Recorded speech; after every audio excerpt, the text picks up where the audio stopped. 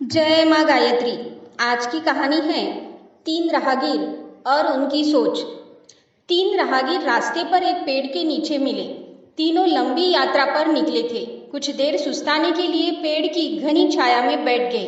तीनों के पास दो झोले थे, एक झोला आगे की तरफ और दूसरा पीछे की तरफ लटका हुआ था।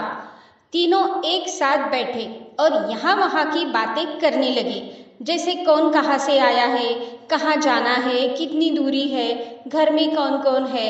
ऐसे कई सवाल जो अजनबी एक दूसरे के बारे में जानना चाहते हैं। तीनों यात्री कद काठी में समान थे, पर सबके चेहरे के भाव अलग अलग थे। एक बहुत थका निराश लग रहा था, जैसे सफर ने उसे बोझिल बना दिया हो। दूसरा थका हुआ तो था, पर बोझिल नहीं लग रहा था। तीसरा अत्यंत ही आनंद में लगा था। एक दूर बैठा महात्मा इन्हें देख मुस्कुरा रहा था। तभी तीनों की नजर उस महात्मा पर पड़ी और उनके पास जाकर तीनों ने सवाल किया कि वे मुस्कुरा क्यों रहे हैं। इस सवाल के जवाब में महात्मा ने तीनों से सवाल किया कि तुम्हारे पास दो दो झोले हैं, इनमें से एक में तुम्हें लोगों की अच्छाई को रखना है और एक में बुराई को। बताओ क्या करोगे। एक ने कहा, मेरे आगे वाले झोले में मैं बुराई रखूंगा ताकि जीवन भर उनसे दूर रहूं, और पीछे अच्छाई रखूंगा। दूसरे ने कहा, मैं आगे अच्छाई रखूंगा ताकि उन जैसा बनूं, और पीछे बुराई ताकि उनसे अच्छा बनूं।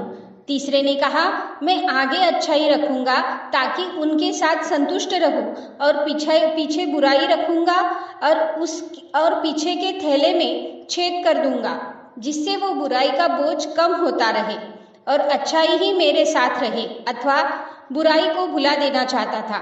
यह सुनकर महात्मा ने कहा, पहला जो सफर से थक कर निराश दिख रहा था, जिसने कहा कि वो बुराई सामने रखेगा, वो इस यात्रा के भांति जीवन से थक गया, क्योंकि उसकी सोच नकारात्मक है, उसके लिए जीवन कठिन है।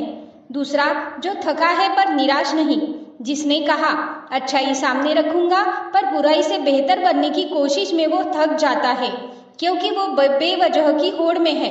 तीसरा जिसने कहा कि वो अच्छाई आगे रखता है और बुराई को पीछे रख उसे भुला देना चाहता है, वो संतुष्ट है और जीवन का आनंद ले रहा है। इसी तरह वो जीवन यात्रा में खुश है।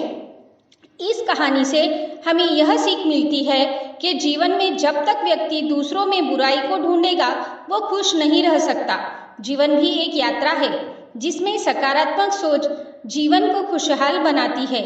जीवन में क्रोध सबसे बड़ा बोझ है और क्षमा सबसे सुंदर और सरल रास्ता, जो जीवन को बोझहीन बनाता है। जय माँ गायत्री। जय गुरुदेव।